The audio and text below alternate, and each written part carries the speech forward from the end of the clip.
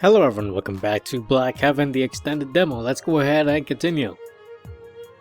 I borrowed them from one of the old buildings. The bricks were already falling out, so I took two. You look at her and cross your arms.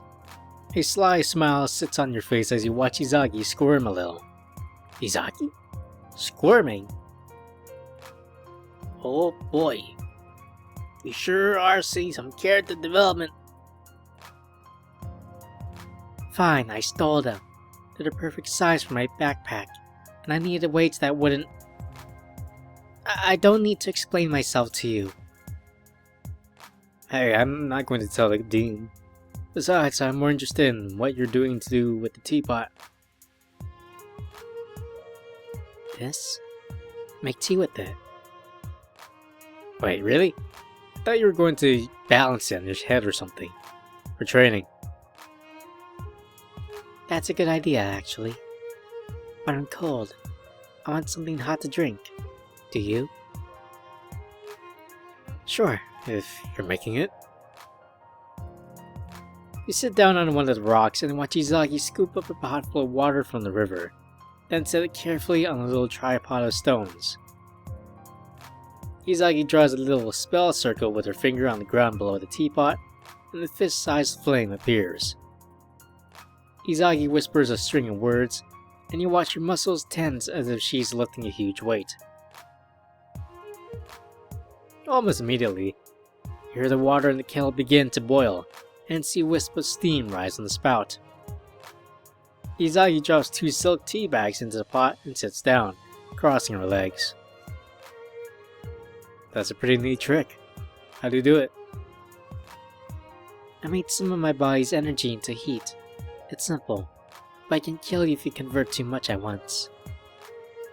Ah, I see. You're always a little thrown by Izagi's nonchalance toward a physical injury. It's like she's talking about the weather. After a minute, Izagi hovers her hands over the teapot, as if she's soaking up the heat. Then she deftly places her fingers on the handle and spout. For practiced grace, she dips the spout and pours a fingerful of tea into one cup, and cuts off the stream by bottling the kettle up a little.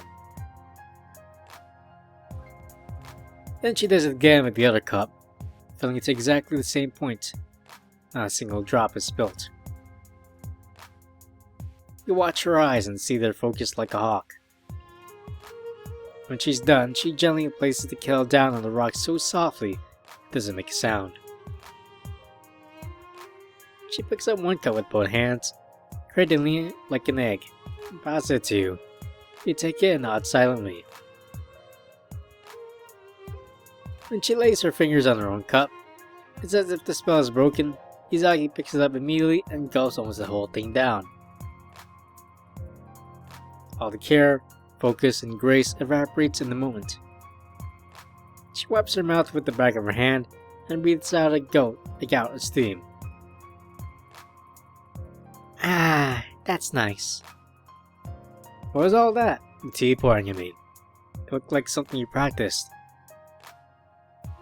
Izagi stares at you for a few seconds, then tilts her head. Sometimes I forget you didn't grow up like the other people here. Yeah, I get that feeling a lot. I'm guessing there's some kind of fancy way to pour tea.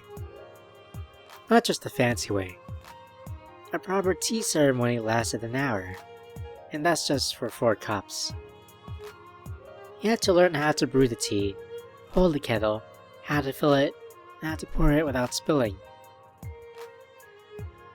My parents made me spend 6 years learning how to conduct a tea ceremony properly. You sip from your cup loudly and sit down. That sounds like a tedious thing to sit through, especially for a kid. Were you any good at it? Mediocre at best. I had to do it for my parents' friends. I hated it. Very much. I almost smashed one of the practice killers my mother got me. Is that why you're so violent now? Tea pouring as a kid? You smile over the rim of your cup to let her know it's a joke. Izagi gives you a grin. You're not too far off, actually. Part of the reason I came to martial arts was because I want to break things. Oh wait, that's her. Ah. What? Bad memories? I lived under my parents' roof for 15 years. I had to learn calligraphy, how to dance, how to pour tea. They were already thinking about marriage for me. I couldn't do anything I wanted to do. What did you want to do? Wander around the woods and go swimming. Just walk around in the wilderness by myself, with no one else. And build things, like little houses. I'd build them out of bits of logs. You nod and take another sip of tea. Still burning hot. Don't know how Izagi managed to drink it all in one gulp. Did you ever do things like that? The closest thing I had to do the outdoors was sitting in the street. There weren't many trees in Senkaku. You spent your whole life in the city. You never left? Not until I came here. Trying to leave Senkaku's like climbing out of a bag. You don't really feel like you've left until you can't smell it anymore. Izagi smiles a little at that. I've always heard it described as a city where dreams can come alive. All I heard about were the never-ending parties. Visitors only see the parties.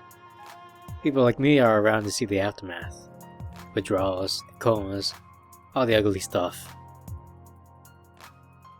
People forget to mention the drugs. Can wipe out a house a year's pay on 2 nights worth of Tizuma. You realize that your own dourness has seeped into conversation. Izaki has a thoughtful look on her face, though she doesn't seem to notice your mood. When I was growing up, I always thought it would be exciting to grow up surrounded by a city full of people. Is there nothing you liked about Senkaku? You sigh. As much as you're relieved to have left the city, you still find yourself missing the little comforts. I don't want to say lucky to grow up there, but I feel like there's something special about that place. It's like feeling that you could run into someone brilliant or fascinating at any moment, because you're at the center of everything and everyone's there. But after a while, you realize being surrounded by people can make you feel even more lonely than being by yourself. Izagi's unfocused eyes gaze at your chest. She nods gravely. I felt the same way when I first came here. Everything was so exciting. Everyone was interesting. I'm not afraid to put myself out there and make friends, but I just don't know if it's worth it. What do you mean? Izagi sighs and puts down her cup. She looks at you with those piercing eyes. Most people disappoint me. You nod a little, weathering your gaze and trying to seem casual. Seems like she's expecting you to say something to that.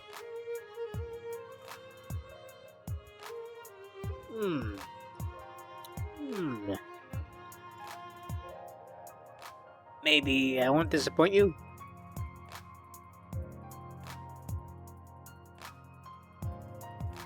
You return Izagi's intense stare and try to look as determined as you can. I won't disappoint you. Izagi sighs, turning away from you and rubbing her eyes as if the cold is finally getting to her. Can't promise that. No, I guess I can't.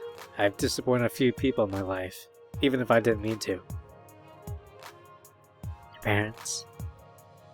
No, I never knew my parents. Kind of weigh on my shoulders, actually.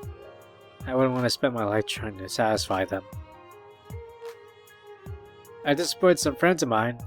I guess I could call them friends. Got into a bad spot and I bailed out.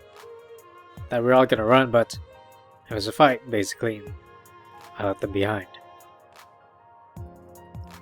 So you backed down and ran. Izagi says this with distaste, as if you told her you wet your pants or something. Hey, I wasn't being a coward. I was being a realist. We were going to win that fight and I didn't even have my knife. You fought with a knife? What kind of fight was this? What do you mean, what kind of fight? It was a street fight. Oh, I thought you were talking about a duel. So these were criminals. I guess so.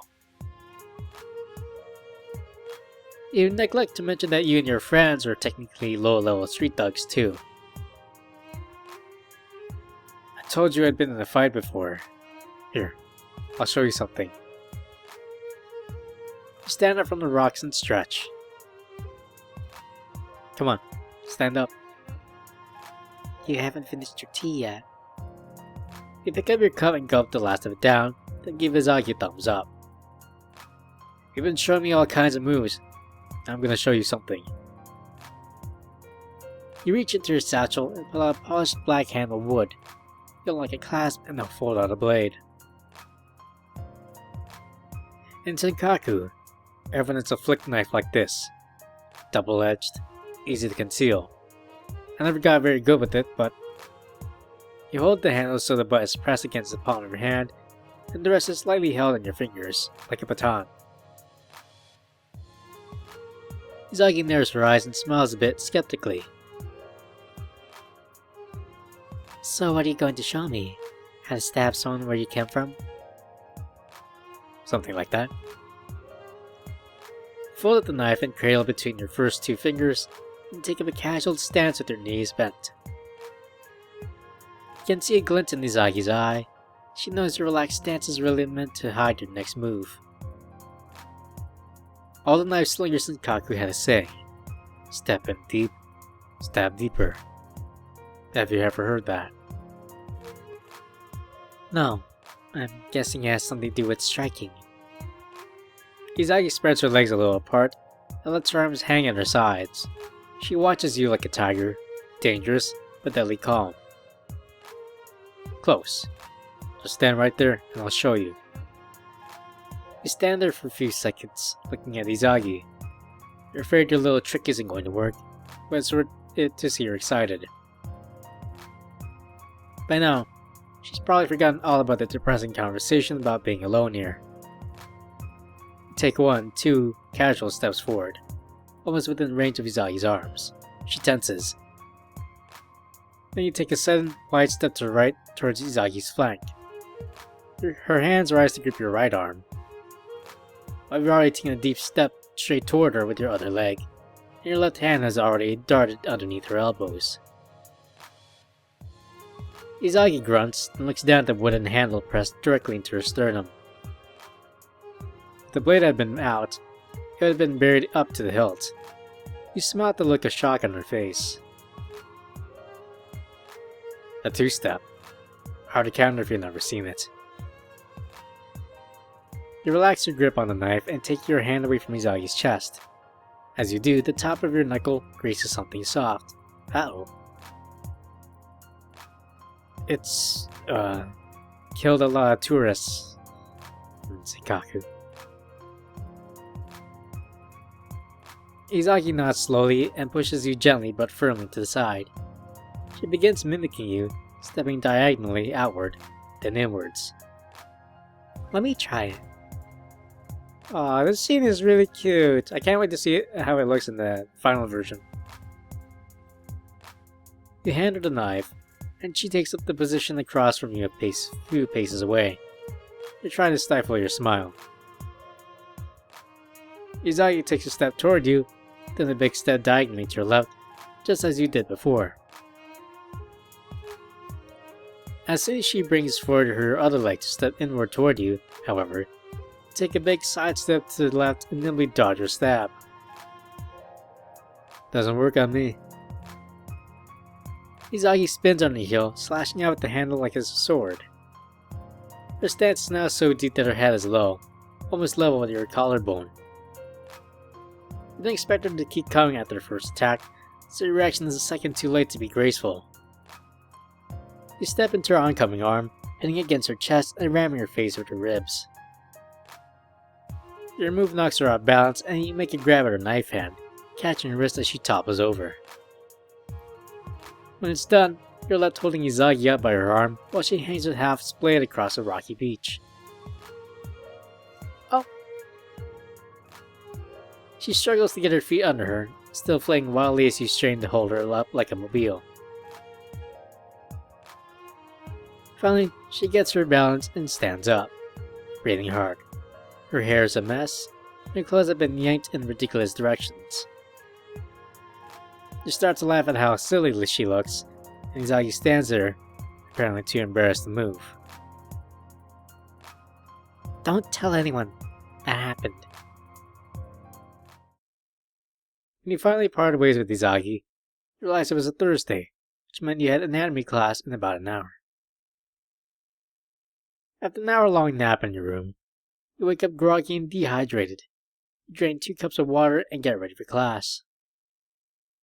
As you head out the door, your footsteps on something papery. When you lean down to pick it up, it's an origami cow. When you unfold it, you find a note written in Lisa's hand. Hazel, can you come by my dorm to grab my homework to turn in today? I'm feeling sick and I'm gonna miss class. Doodle at the bottom of the note is two playing cards, pair of sixes. You smile and shrug. 15 minutes later, you arrive at Lisa's dormitory room. You knock on the door and Lisa opens it. She has a white cloth bag pressed against her forehead, and her eyes is half open. Hey, thanks for coming by. She hands you the papers. Through the crack in the door, you can see a line of liquor bottles on Lisa's bedside table. You look terrible. Is it fever or something? Nah, it's a bastard of a hangover. When I come by after class, I'll be over it. Feel free to copy off me if you want. She shuts the door and you hear her shuffle across the room and collapse on her bed. You start walking away, but you can't shake the feeling of being an errand boy. When you sit down in class, you compare Lisa's work with yours. The sinking feeling you see your answers are different. Covertly, you start revising your work before class starts. After an hour-long lecture on bones, you walk out of the classroom and head back to Lisa's dorm with the day's new assignments. You knock on the door again, but you don't get an answer. One of the other doors in the hall opens and Lisa walks out. Oh hey, perfect timing. Just got cleaned up. Is that today's homework? Yeah. You hand her the sheets and she starts looking over them. She scoffs and slaps the papers against your arm. Skeletal structures, seriously? I can do this in my sleep. Come on, let's go do something. She opens the door to her room and tosses the assignment on the table, then gathers up a pair of wine bottles. Where are we going? Louise flourishes her wine bottle dramatically. To the theater. Louise buttons up her uniform and stashes the bottles in a big satchel, then locks up her room and starts walking. You walk alongside her as you head out of her dorm and cross campus, toward a tall, brightly colored building. Gotta be meeting some of the losers from the bar trip. Let's see if they're any fun. Why would you invite those guys? It's obvious you don't like them. They're paying for our tickets. I love the theater. I can't spend all my money on going to shows. I need some of that money for booze. Then again, if I ever need pocket money, I can just set up another game of cards and give you a call, right? I'd rather not build a reputation for being a cheater. Oh, you've already got a reputation, didn't you? You're the mysterious card shark from the sticks who goes toe-to-toe with Izagi Ito every day. You let out a surprised laugh. What? Who told you that? Oh, words gets around. Sendeza is still pissed that you beat him at cards, and no one will let him forget it. He deserves to be taken down a peg. Anito has quite the reputation here. All she does is break bones and win faculty commendations.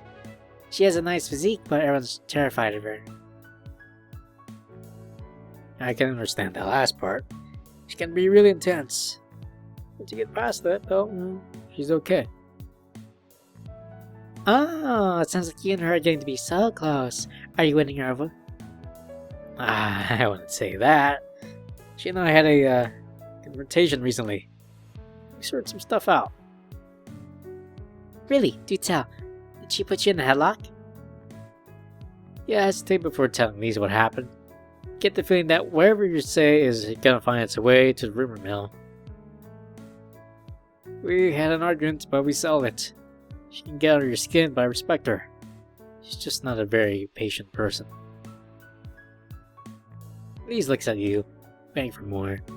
When it becomes clear you're not gonna say anything else, she shrugs. Okay, if that's all. Either way, people are starting to talk about you, Mr. Gravedigger. And of course, I've been helping. Helping? How? You'll see. Hey, there you are. Louise rushes toward a girl standing near the entrance to the theater. You recognize another girl from the bar, and Tenza. One of the girls you don't recognize sides up to Lise and whispers something to her while looking at you. You look away and find Tenza gazing at you. You offer a handshake, but he leaves it hanging in the air. Lise takes you everywhere, huh? Guess so. Does your walk here, or did you take your magic fucking carpet? At the corner of your eye, you notice several other people from the group listening for your response. Just walked. Tenza looks at you, his eyebrows are raised. He shrugs and looks towards Lise, who's walking over from the ticket booth. Let's go. You walk into the theater's main stage and find a row near the back. It's mostly empty, but there are a couple other students at the front.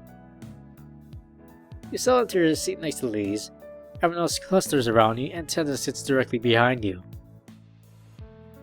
As the play opens with a swell of strings and horns, Lise takes out the bottles of wine and passes them around. Want some? Take a short swig from one of the bottles, mostly for show, and hand it back. The bottle passes Tenza, you hear him take a pull and feel him rest the ball in your head. You're a pretty good coaster, Uzo. Show the ball with your hand, but Tenza returns it to the same spot. Getting a little uppity for a table, aren't we? Turn around on your seat and glare at Tenza, looks back at you magnanimously. Someone asks for wine. He lifts it from your head and hands it over, still looking at you.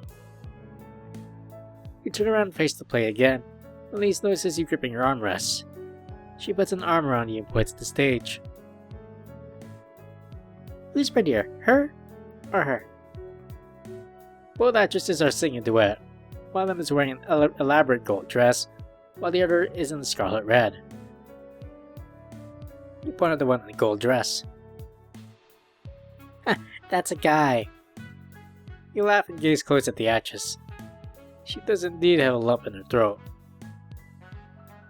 The play, as far as you can tell, is about two beautiful sisters who fall in love with the same swordsman. The swordsman is comically straight-laced and retiring, and refuses romantic advances to focus on the sword.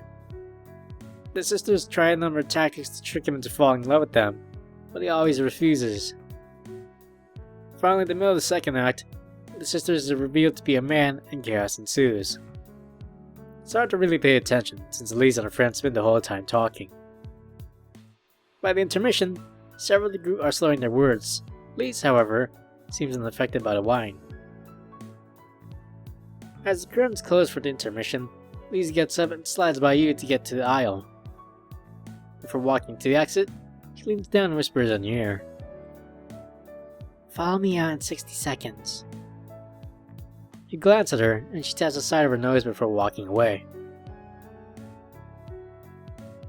Sit in your seat, listening to the drunken rambling and laughter from Lisa's friends. Count to 36. Where'd Lisa go? Lisa? I don't know. I think she went to the washroom. Fuck, we're out of wine. You add an extra 20 seconds to your count, then stand up and walk back to the exit. Cross the lobby and find Lisa in the chair. Heya! Any of them follow you? Don't think so. Tenza asked about you. Ah, screw that guy. He's been after me since we met. Come on, let's go to the balcony level. Wait, we're just leaving those guys? Yeah, I thought the new girls would be fun drunk, but they're just bores. The guys aren't subtle either.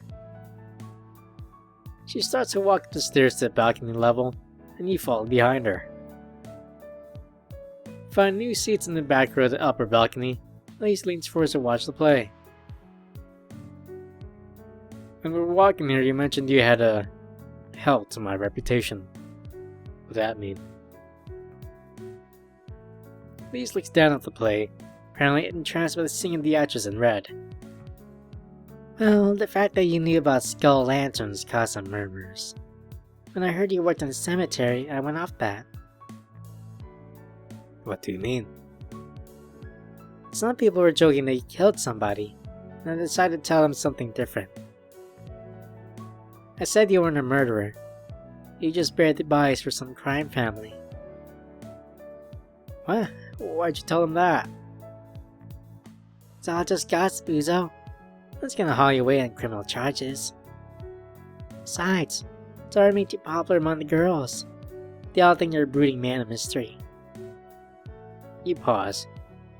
It might not be the worst thing in the world that people feared you a little. Fear and respect are good. Then again, rumors have a bad habit of taking a life of their own. I wish you would have told me about this before. I don't know how I should act. Do you want me to stop telling people that stuff?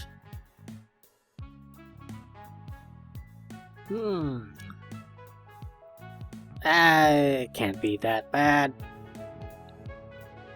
No, it's fine. I just want to be in control of my own reputation. In fact, you lean forward and rest your elbows on your knees so you can see Lisa's face. Why don't we, swing the narrative a bit? What if, during my time as a gravedigger at the cemetery, let's say I saw something I shouldn't have and this crime family, they buried me alive. Lise turns to you and her eyes light up. Oh, that's good. And let's say I managed to dig myself out and that's when they decided to hire me as their go-to digger. Lise claps her hands together and leans close to you, her mouth wide in mock shock. That's so creepy. It's perfect. Can I see you told me that? Sure, just make it subtle. Maybe You lean back in your seat and steeple your fingers, as you're contemplating something dark and grisly. I was sitting here in the dark of the theater and you asked about the gravedigger thing, and I turned to you. You turn your head slowly to Lise with a grim expression.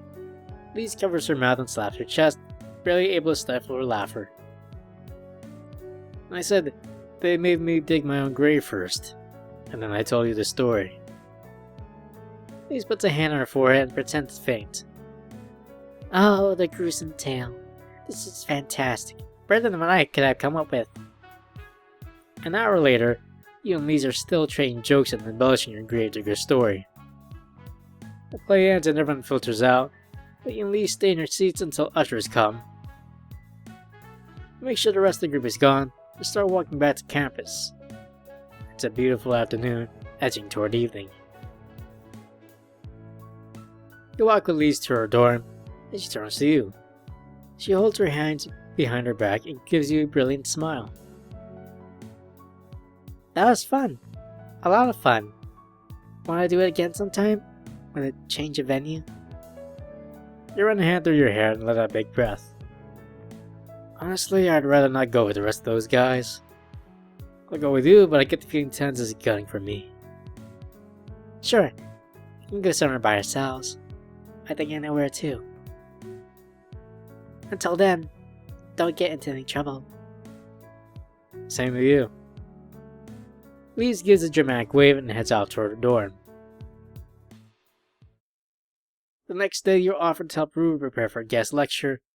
Unsurprisingly, public speaking was one of her least favorite things. When you arrive in her office, Ruby is hunched over a written speech. You see her making tiny marks and corrections on neatly written lines. Oh, hi, Uzo. I'll be ready in just a second. I just need to revise the conclusion. No problem.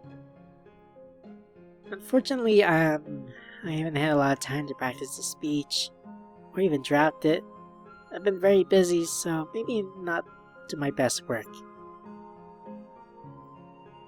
What's got you so busy lately? Sounds like you're always talking about working on something. My personal research. I haven't been managing my time as well as I could, and well, I've fallen a few days, maybe a week or so, maybe a little more. I've been falling behind. I need to present my progress to the teens in a few weeks, and I really need to finish the more experimental parts of my research. So teachers need to do homework too, huh? I guess you could put it that way. You sit in the beanbag chair against the wall, fold your hands on your chest. You lean your head back and let your eyes close. A few minutes later, you hear Rue stand up from her chair, stand in front of the wooden lectern she set up in front of her chalkboard. You open your eyes and try to look attentive. Rue looks about as tense as she can be. Her shoulders are hunched, and her face is frowning determinedly. I want you to time me. Just mark the time when I start, and then I'll see what time it is when I finish. Ready? Yeah. Okay. Rue takes a deep breath and shuffles the papers on the lectern. Her eyes scan the first page silently. Within the study of immortality, the endurance of the body has taken up the majority of attention. The extension of one's lifespan has eclipsed all the other objectives, even the augmentation of organs. The prevailing wisdom is that one's life should be as long as possible, no matter the cost. This leaves open a looming question. What does a practitioner do when they find their body damaged? My research offers the most comprehensive answer yet. The solution is the regeneration of flesh. Regenerating the flesh. After a slightly rocky start, Rue gets into the flow of the lecture and her stuttering gradually dwindles. She seems to keep her eyes on her written notes, however, rather than her audience, which is to say, you. When she's finished, her shoulders slump as if she's just dropped a huge weight. What's my time? 13 minutes, 36 seconds. Damn. I was going for 10. Drat. Rue seems embarrassed to have let a curse slip out, but her fierce, determined look overwhelms it almost immediately. Can I do it one more time? Then you can tell me about if there's anything ways I can improve it. You feel strange that your tutor is asking you for permission. As far as you're concerned, you're already press-ganged into this. Yeah, go ahead. How about the time? Okay. Alright, less mistakes and talk faster. Within the study of immortality, the endurance of the body is taking up the majority of attention. Damn it! Start my time over again. Within the study of immortality... 10 minutes and 20 seconds later, Rue finishes the speech again. Okay, 20 seconds over is fine. I should be able to do that again. It's just the middle part that gets a little difficult. You look at the clock and notice it's 12 minutes until Rue's lecture class starts. I think you should start walking over. It's almost time for the class to start. Oh, okay. It's not a lot of time, but can you walk with me? I'd like you to give me your feedback on the way over, if it's not too much trouble. You shrug. You don't have much to do until your next class, other than lounge around and study. Sure, let's go. You walk with Rue to your lecture hall, talking through the points you'd mentally made while listening. And the big thing is just looking up from your page once in a while to look at the class. If you do that, it makes it seem like you're talking to us, not just reciting a page. We pay attention more. Oh, that's good. You walk into classroom with Rue and take an empty seat near the back. It's weird to be here. Not even supposed to be in this class. You watch her organize her notes and speech pages at the front desk. She doesn't greet the class or even look at them. All the other students seem to be watching her intently, unsure of how to gauge her. Rue said that this was a guest lecture, not a normal class she does, so this is probably the first time any of the students have seen her. She writes, "On the primacy of regenerative arts," on the chalkboard, taking care to space each letter perfectly apart. Finally, the clock in the back of the room chimes and Rue clears her throat. Within this study of immortality, the endurance of the body is taking up the majority of attention. The extension of one's lifespan has eclipsed all other objectives, even the augmentation of organs. You wince a little at Rue. She hasn't even said hello to everyone or given a preamble to her speech. She seems to have lost sight of everything except delivering her speech, and she's not even doing that right. The prevailing wisdom is that one's existent life should be as long as possible, no matter the cost. You can hear a quaver in her voice as she stumbles over the words. This leads upon a looming question. What does the practitioner do when they find their body damaged? Rue glances over to her notes, which include some of her tips. She seems to remember that she should be looking at the class once in a while. My research offers. Rue looks out over the class and trails off. Her pans left and right, and you see her chest begin to heave a little. Her eyes go wide and she stands there, frozen. She stays that way for 5, 10, 15, then 20 seconds. Come on, you can do it. My research.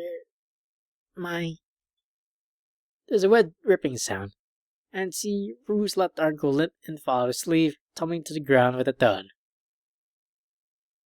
Dark stains begin to spread across her jacket as blood soaks into the fabric, but Rue doesn't react. She just keeps breathing quickly, her eyes glazed. You watch her reach up with her right arm and wipe the sweat off her brow. By the back of her hand, he leaves a smear of blood across her face. She looks down at her hand in confusion and horror, then grips the front desk as if to steady herself. Suddenly, she collapses sideways and hits the floor. You immediately stand up from her desk and run over to her. No one else says anything or moves to help. You find Rue on the floor, her mouth moving silently. She stares into nothingness. Rue, what's wrong? What happened? One of her eyes swells to look at you, independent of the other eye. I'm okay. Her voice is strange. It's like you're hearing it from far away. Like the voice is coming from deep inside her, miles within. Rue suddenly begins to cough, and her whole body begins curling up from intensity. She starts to retch, her eyes clench shut. A spurt of blood comes out of her mouth. She spits up something on the floor. An eye with a rat tail. Excuse me? That's not how it happens. That's not how this happens. You stand up and walk back to her desk, then sit down. Everything around you is frozen, unmoving, even Rue. Close your eyes and think to yourself. Rue did finish her speech. She ran out. This didn't happen. You open your eyes and find everything still frozen. You see Rue suddenly stand up, however, looking at you from the front of the class. Both her eye sockets are empty, and there's streaks of dried blood trailing from her mouth. Oh boy! Yeah, but when the whole final games come, I wonder how that sprite will look. Or if it's a CG. Who knows? That's gonna look really wicked. Close your eyes again and replay the memory in your head. Rue freezing up, taking her papers. You open your eyes to sound of Rue's quick, light footsteps. You watch Rue walk briskly toward the back of the class, her notes in hand. The speech is still on the desk. She hurriedly pushes open the door and walks out into the hall, leaving the door open behind her. You wait a few seconds, seized by fear. Around you, the class starts to talk among themselves. There's a couple incredulous laughs, some confused whispering, and then a few students go up to the front desk to look at the speech. You look down at your hands and realize you've been gripping the side of the desk with white knuckles. You loosen your grip and try to breathe slowly, but your heart is pounding. Losing the thread. This stuff didn't happen. Not this way. You catch the scent of ash coming from somewhere and look out the windows, but everything is like it should be.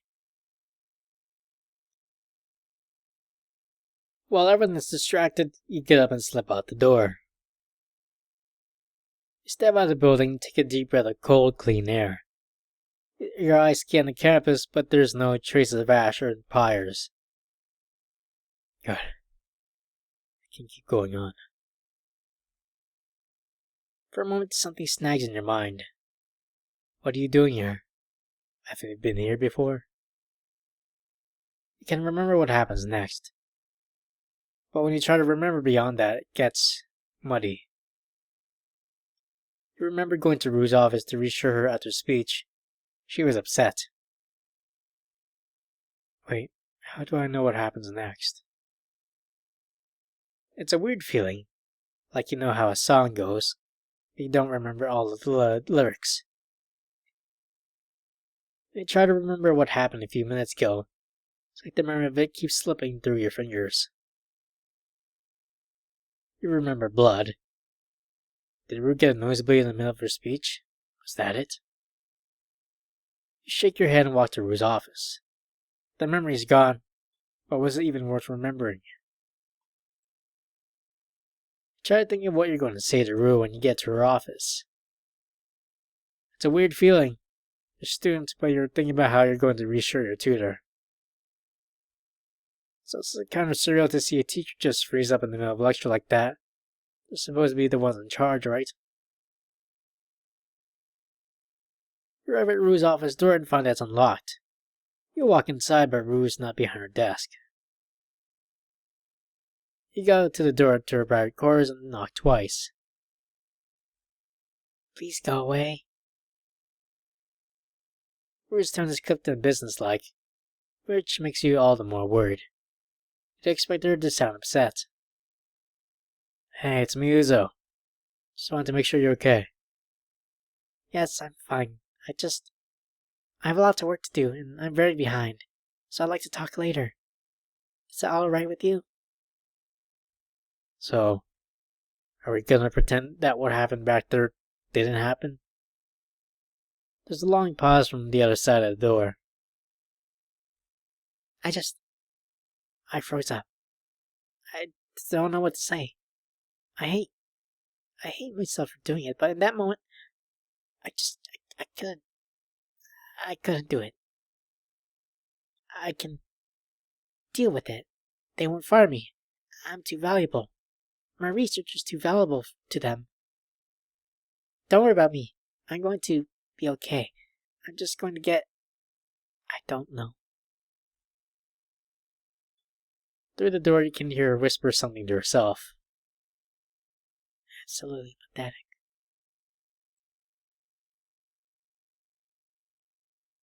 Let's see.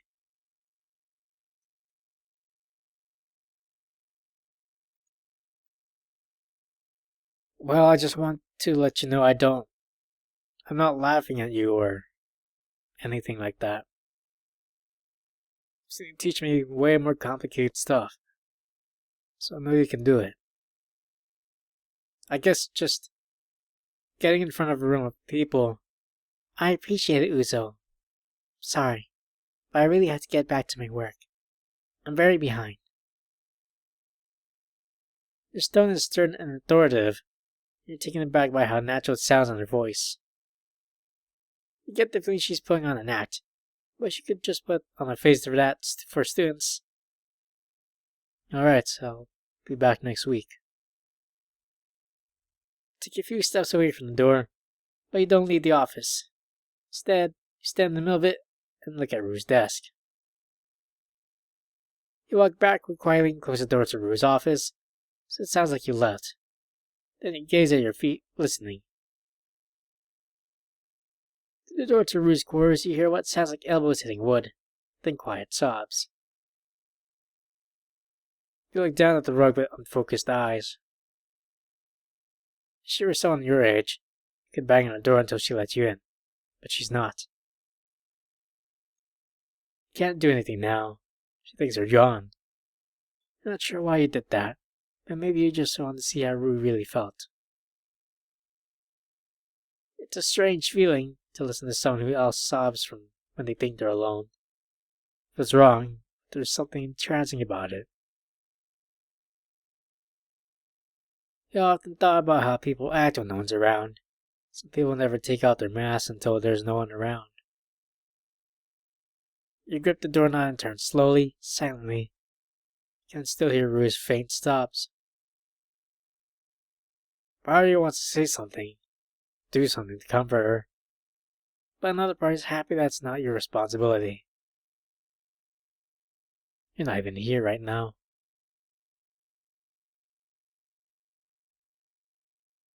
Oh, that was chapter 6.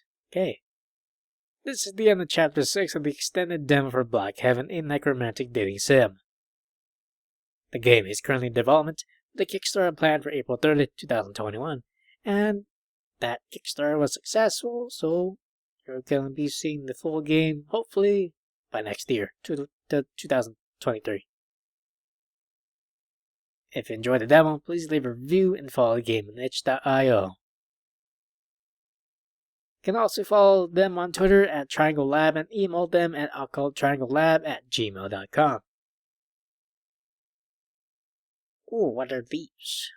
That's code.